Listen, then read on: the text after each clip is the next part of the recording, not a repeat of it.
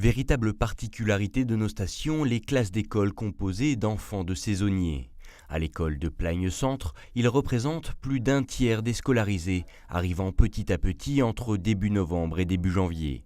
Un réel challenge pour les professeurs qui doivent donc adapter leur programme.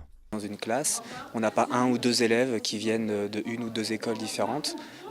Personnellement, j'ai 31 élèves de CM1, CM2 et sur ces 31 élèves, 13 élèves sont saisonniers et viennent donc de 13 écoles différentes. Donc si on pousse un peu plus loin, on pourrait imaginer que ces élèves-là, ces 13 élèves-là ont fait 13 choses différentes depuis la rentrée de septembre.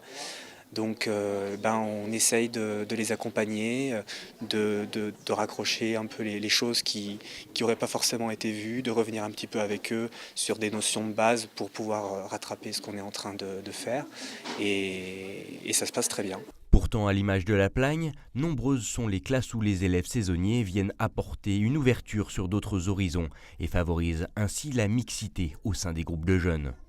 En tout cas, pour moi, concrètement, effectivement, l'illustration de ce que j'imaginais, mais j'ai pu me rendre compte que c'était vrai. Et je pense qu'on a pu voir aussi quelle était la qualité, justement, je dirais, pédagogique pour l'accueil de ces enfants de saisonniers, puisque c'est toute une adaptation, puisque c'est quand même un volume important. C'est en gros une cinquantaine d'élèves supplémentaires sur une jauge de 70 habituellement. Et donc toute une organisation, aussi organisation pédagogique, avec même des niveaux différents qui sont mis ensemble quand ces élèves arrivent. Bon, c'est aussi un accueil justement un petit peu au fil de l'eau.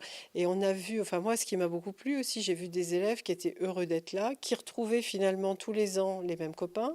À l'heure où l'école rurale reste une des priorités du gouvernement, elle semble aujourd'hui être mieux reconnue avec la circulaire de l'Association nationale des élus de montagne.